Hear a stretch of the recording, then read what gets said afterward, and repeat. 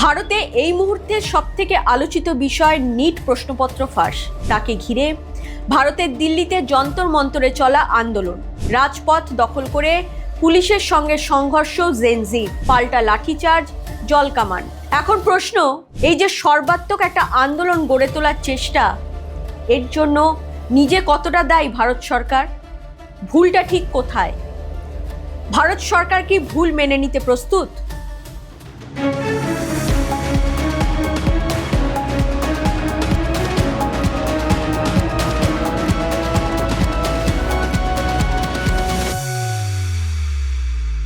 বৃহস্পতিবার মাঝরাতে প্রধানমন্ত্রী দিল্লির আন্দোলন নিয়ে একটি ভিডিও পোস্ট করেন।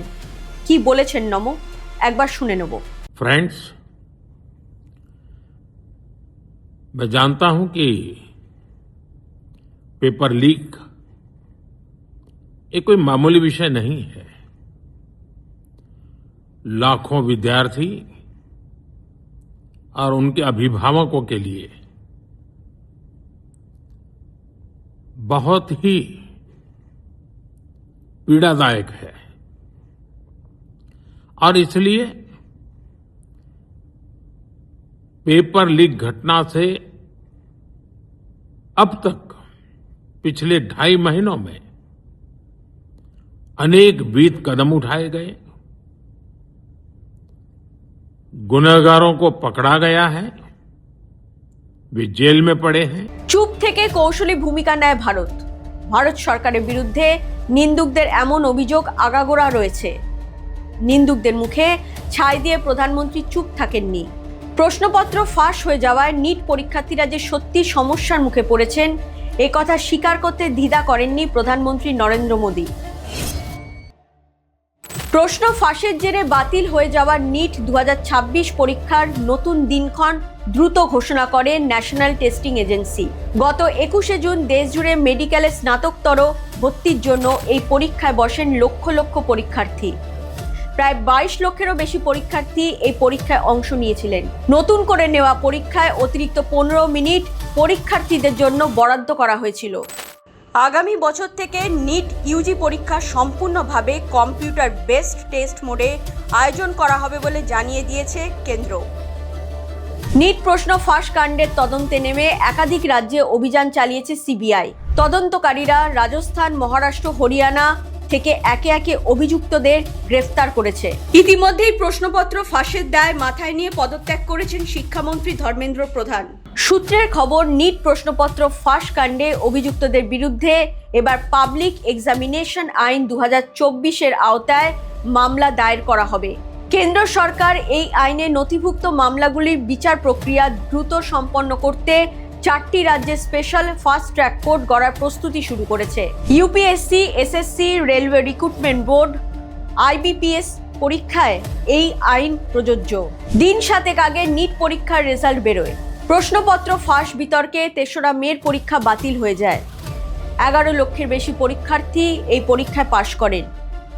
নিট প্রশ্নপত্র ফাঁস হয়ে বিক্ষোভের মাঝে বুধবার লোকসভার বিরোধী দলনেতা রাহুল গান্ধী অভিযোগ করেছিলেন, গত 10 বছরে 152টি প্রশ্নপত্র ফাঁসের ঘটনা ঘটেছে। বৃহস্পতিবার প্রধানমন্ত্রী নরেন্দ্র মোদী আশ্বস্ত করেন, ভবিষ্যৎ প্রজন্মের কল্যাণের চেয়ে গুরুত্বপূর্ণ কিছুই আর হতে পারে না। প্রশ্নপত্র ফাঁস কাণ্ডে জড়িতদের দ্রুত এবং কঠোর শাস্তি সুনিশ্চিত করবে কেন্দ্র সরকার। প্রশ্নপত্র ফাঁস, পরীক্ষা বাতিল এবং এর ফলে সৃষ্ট মানবিক বিপর্যয় বাস্তব প্রমাণিত ঘটনা। হাজার হাজার শিক্ষার্থী ও তাদের পরিবার যে যন্ত্রণা ও অনিশ্চয়তার মধ্যে দিয়ে গেছে, সবার আগে তা স্বীকার করে নেওয়া প্রয়োজন বলে মনে করে ভারত সরকার। ভারত সরকার তা মেনেও নিয়েছে ও দ্রুত পরীক্ষা নেওয়ার ব্যবস্থা করেছে। সরকার মেনে নিয়েছে অন্যায় হয়েছে। পরীক্ষার সিস্টেমে ভুল ত্রুটিগুলি আগামী দিনে কিভাবে সংশোধন করা যায়, এই নিয়ে ভাবিত কেন্দ্র। সংসদে আসতে চলেছে নতুন বিল। পাশাপাশি 47 জন অফিসারকে বরখাস্ত করেছে এনটিএ। প্রধানমন্ত্রী নরেন্দ্র মোদীর সমাজ মাধ্যমে দেওয়া বার্তা থেকে স্পষ্ট হয়েছিল, যারা প্রশ্নপত্র ফাঁসের সঙ্গে জড়িত তাদের বিরুদ্ধে কড়া ব্যবস্থা নিতে চলেছে কেন্দ্র। তবে দাবি এবং তা আদায়ের পদ্ধতি, এই দুটির মধ্যে পার্থক্য রয়েছে। ভারত একটি গণতান্ত্রিক দেশ, সেখানে আলোচনার সুযোগ রয়েছে, বিতর্কের সুযোগ রয়েছে। সুষ্ঠু সমাধানে পথগুলি না বেছে যদি হিংসাত্মক আন্দোলনে পথ বেছে নেওয়া হয় তবে সেটি অবশ্যই আপত্তিজনক। সংসদ ভবনের মতো হাই সিকিউরিটি জোনের নিরাপত্তা বেষ্টনী ভেদ করা, পুলিশ কর্মীদের গায়ে হাত তোলা আইনত গুরুতর অপরাধ। সুষ্ঠুভাবে সমস্যার সমাধান হোক চায় ভারত সরকার। আইন ভেঙে কেউ যদি সমাধানে পথ খোঁজে সেক্ষেত্রে অপরাধীর বিরুদ্ধে আইনত ব্যবস্থা নিতে বাধ্য ভারত সরকার। কেমন লাগলো আজকে প্রতিবেদনটি জানান কমেন্ট বক্সে। এরকম আরও খবর পেতে নজর রাখুন জিও পালস টিভিতে। লাইক করুন, শেয়ার করুন, সাবস্ক্রাইব করুন জিও পালস টিভি।